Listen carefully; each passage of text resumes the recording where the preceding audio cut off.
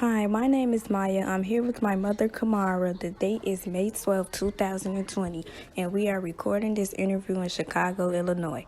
We are recording this interview during the COVID-19 pandemic, and we have been in quarantine for about 8 weeks.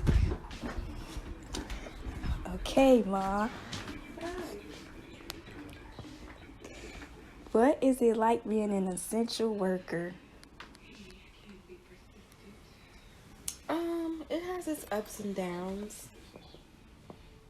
Um, ultimately you want to be there to help others and to continue servicing the community, but at the same time, you have your own fears.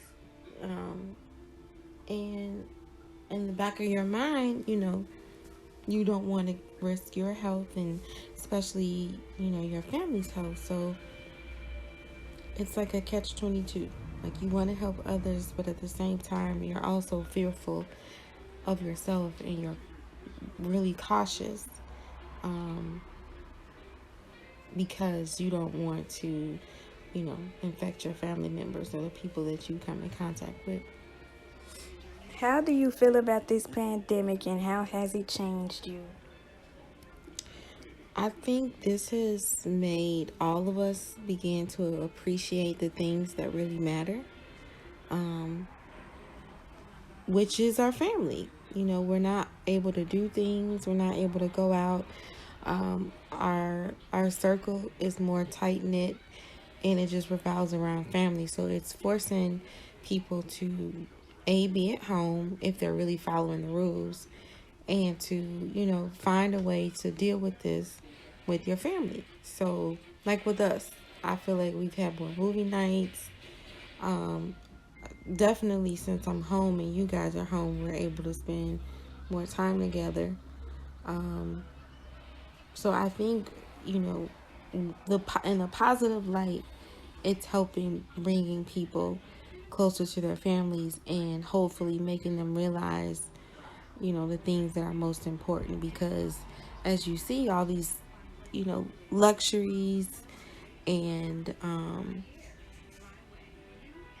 what's the word I'm looking for, um Materialistic? yeah, materialistic, or things you know that are tangible have been taken away from us, but the things that are not tangible um remain with us. Where did you grow up and what was your childhood like?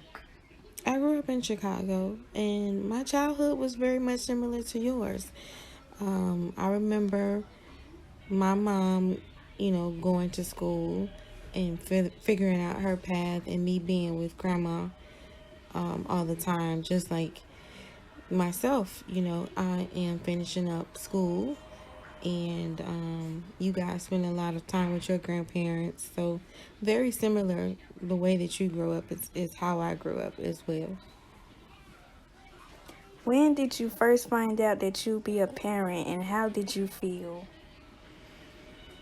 Well, I had you young. I mean, I wasn't in my teenage years, but I was, my early um, adult years were coming into adulthood. So I had you when I was just 20 years old. So I was in undergrad at the time. And it was scary because I just feel like even now, as an older adult and a more accomplished adult and more sane adult, I feel like there's never really a time to prepare yourself into motherhood or fatherhood. It's just something that happens, and you kind of learn. Um, you learn with your children. You learn as your children get older and you become wiser. So, um, I still think even now, people who haven't had their first child yet may still feel that way. That, they're scared, they're not ready. I always wanted to be financially stable. I wanted to be the best provider that I could be before I started a family. And I'm sure that's the concern of most adults now. And you just realize after you had the kid that there's so much stuff that you're just not going to know initially, and those things will come as you begin to grow with your child or your children. How did you choose my name? Your name, I don't know. Honestly, it just came to me one day. It was nothing that was ever planned out, like with your brother, where you named your brother. But with you, it was just kind of a last minute thought, and I stuck with it. What are your dreams for me? My dreams for you is to continue being the responsible person that you are, to follow your heart, to not get distracted by other people's opinions or interpretations of what your life is supposed to be like for you.